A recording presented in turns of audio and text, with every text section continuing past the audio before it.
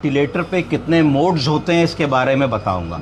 Ventilator emergency में जब मरीज आता है और सांस नहीं ले पाता है, उसका ऑक्सीजन मेंटेन नहीं हो पाता है, तो बहुत ही इमरजेंसी सिचुएशन में दो प्रकार के वेंटिलेटर सिस्टम होते हैं। पहला NAV, जिसको नॉन इन्वेजिव वेंटिलेटर कहते हैं, जो मास्क की तरीके से ऊपर लग जाता है, हम सबको पता है। NAV उसको बाईपैप भी कहते हैं, कोविड के दौरान सब लोगों ने उसको देखा है। पर यदि मरीज बहुत ज़्यादा हालत ख़राब है और मूर्छित अवस्था में है, होश में नहीं है, अपना एयरवे प्रोटेक्ट नहीं कर पा रहा है, तो उसको इन्वेजिव वेंटिलेटर लगता है। इन्वेजिव वेंटिलेटर का मतलब है कि एक ऐसा वेंटिलेटर जिसमें मुंह के अंदर एक ट्यूब डाली जाती है गले के रास्ते से। उस ट्यूब को कहा जाता है एंडोट्रैकियल ट्यूब। क्या कहा जाता है? Endotracheal tube. एंडोट्रैकियल ट्यूब प्रायः पुरुषों पे 8 या 8.5 नंबर की पड़ती है और महिलाओं में 7 या 7.5 नंबर की पड़ती है। तो अब हम मोड्स की बात करते हैं। तो ये वेंटिलेटर मशीन है। तो वेंटिलेटर मशीन का क्या काम होता है? वेंटिलेटर मशीन का काम होता है कि जब हमारा मरीज सांस नहीं ले पा रहा है तो उसको मशीन लंग्स की जगह पे सांस देना शुरू कर दे। ये क्यों जरूरी है? अगर हमारा मरीज सांस नहीं लेगा तो डिसैचुरेट हो जाएगा। क्या हो जाएगा? डिसैचुरेट का मतलब है कि उसका ऑक्सीजन का स्तर कम होने लगेगा, और जब ऑक्सीजन का स्तर कम होने लगेगा तो जो ब्लड बॉडी में जा रहा है उसमें भी ऑक्सीजन का स्तर कम हो जाएगा। जब ऑक्सीजन कम पहुंचेगी तो टिश्यू हाइपोक्सिया होने लगेगा। क्या होने लगेगा? Tissue hypoxia. और जब टिश्यू हाइपोक्सिया होगा धीरे धीरे, तो जो आपकी ऑर्गन है उसकी फंक्शनल कैपेसिटी डिक्लाइन होने लगेगी। क्या होने लगेगी?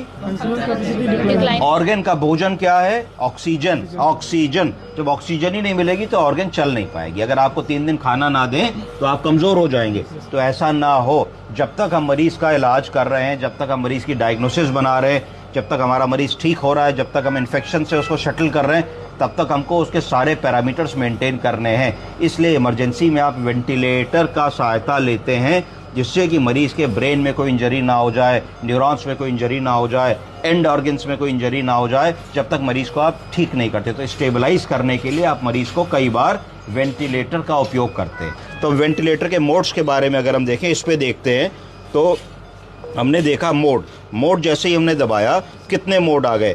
ACPC। ACPC का मतलब कोई बताएगा क्या है? AC का मतलब होता है असिस्टेड एंड कंट्रोल्ड वेंटिलेशन। क्या होता है? Assisted and controlled ventilation. PC का मतलब होता है प्रेशर सपोर्ट। उसके बाद फिर हमारे PSV का मतलब होता है प्रेशर सपोर्ट वेंटिलेशन। इसमें खाली प्रेशर को सपोर्ट कर रहे होते हैं। SIMV प्रेशर सपोर्ट का मतलब होता है, SIMV का फुल फॉर्म है synchronised intermittent mandatory ventilation with pressure support. इसका मतलब कि हमारे मरीज में, जिसको हम वेंटिलेटर से सांस दे रहे हैं, अगर वो अपना कोई सांस का हम लोगों को कंट्रीब्यूशन देना चाहते हैं तो वेंटिलेटर उसको भी रीड करेगा, और अगर वो नहीं ले पाएंगे तो सपोर्ट कर देगा। इस मोड को SIMV कह दिया।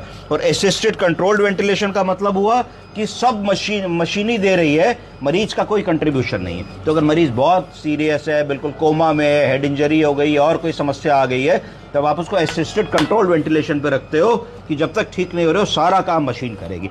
पर अगर मशीन में अपना ट्रिगर है, अगर मरीज अपना कुछ काम कर पा रहा है, तो उस स्थिति में आप SIMV मोड पे रखते हो कि जितना भी कर पा रहे हो तुम्हारा हम लेंगे काम, जो नहीं कर पा रहे हो वो मशीन से हम उसको सपोर्ट कर देंगे। आप समझे कि नहीं समझे? Yes sir. फिर अगला वेंटिलेटर आया assisted controlled volume controlled ventilation. इसका मतलब है कि असिस्टेड मतलब सब मशीन देगी। तो सब मशीन देगी तो तुम पे 2 विकल्प होंगे।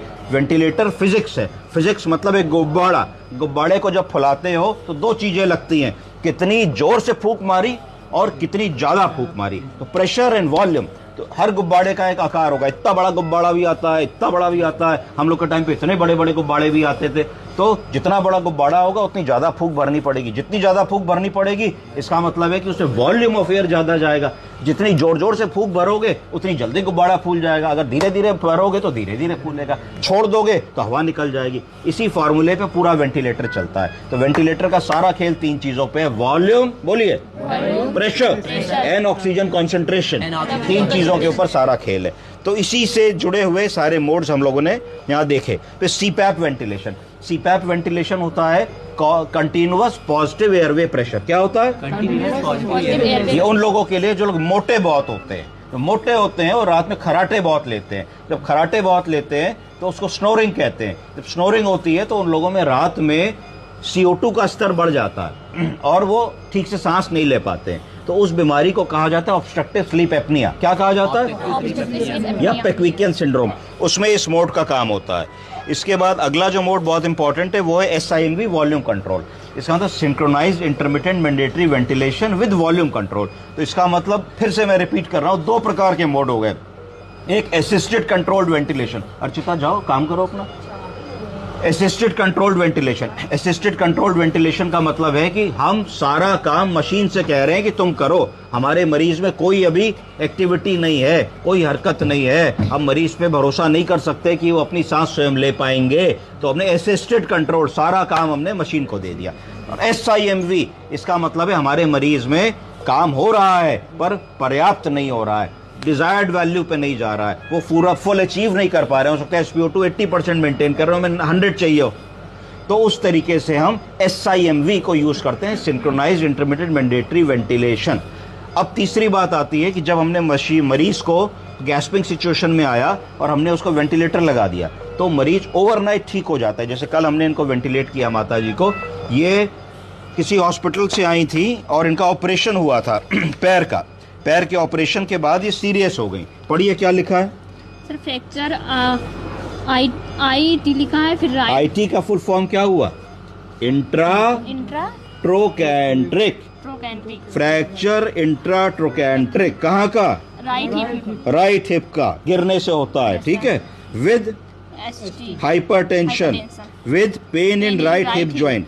तो जब अस्पताल गई होंगी जहां से आई हैं वहां पे राइट हिप जॉइंट में पेन करके गई होंगी, एक्सरे हुआ होगा, एक्सरे में फ्रैक्चर निकला होगा, किस प्रकार का? इंट्राट्रोकैंट्रिक फ्रैक्चर निकला होगा, ऑपरेट हो गई। ऑपरेशन के बाद सीरियस हो गई, सीरियस होके वेंटिलेट हो गई। अब आज ये बेटर है कल से, आज देखते हैं ये होश में है कि नहीं है। माता जी नमस्ते, माता जी नमस्ते, आँख खोलो, अम्मा आँख खोलो। अरे वाह, नमस्ते नमस्ते। जीभ दिखाओ, पूरी निकालो, बहुत अच्छा है, हटा देंगे, अभी हट जाएगा, अभी हट जाएगा थोड़ी देर में। अब हम इनको ग्रेजुअली, अगर हम कॉन्फिडेंट है कि मरीज अब कॉन्शियस हो गया है, ओरिएंटेड हो गया है और हमारी बात समझ रहा है, तो हम कोशिश कर सकते हैं कि इनको एक TP स्टाइल दे करके देखते हैं कि मरीज हमारा किस तरीके से बिहेव कर रहा है। नमस्ते, सांस लो, देखो मशीन हट गई, सांस लेके दिखाओ, सांस लो, हाँ, ये सांस ले पा रही हैं, कॉन्शियस। अगर हम मॉनिटर देखें तो हमारा SpO2 96% है, पल्स 100 है, रेस्पिरेटरी रेट 18 है। तो हमको इसको वॉच करना होगा कि हमारा पेशेंट एक्सट्रूबेशन लायक है कि नहीं है। अगर हमारी इमरजेंसी क्राइसिस डील हो गई, हमारा SpO2 मेंटेन्ड है, रूम एयर पे मेंटेन्ड है, अभी ऑक्सीजन भी नहीं लगी है, तो हम पेशेंट को थोड़ी देर TP स्टाइल दे करके फिर इनको एक्सट्रूबेशन के बारे में सोच सकते हैं। तो आपने इमरजेंसी क्राइसिस को डील किया। अब अगर पेशेंट कॉन्शियस है और सब मेंटेन कर रहा है तो मास्क से ऑक्सीजन लगा दीजिए। थोड़ा आपको लग रहा है कि भाई ब्रीदिंग की प्रॉब्लम है तो एक दिन आप बाईपैप लगा के वीन ऑफ कर लीजिए। बुजुर्ग लोगों में अर्ली इंटरवेंशन, जितनी जल्दी आप वेंटिलेटर लगाएंगे, एंड अर्ली एक्सट्रूबेशन, जितनी जल्दी आप वेंटिलेटर निकालेंगे उतना ही उनके हित में है। अगर कई दिन वेंटिलेटर पे रखे रहेंगे तो इनको उसकी आदत पड़ जाएगी। क्या हो जाएगी? आदत पड़ जाएगी। फिर जो मांसपेशियां हैं जो सांस लेने के लिए काम करती हैं वो धीरे धीरे वीक हो जाएंगी, तो वो चीज ठीक नहीं है। तो early intubation and early extubation. Thank you.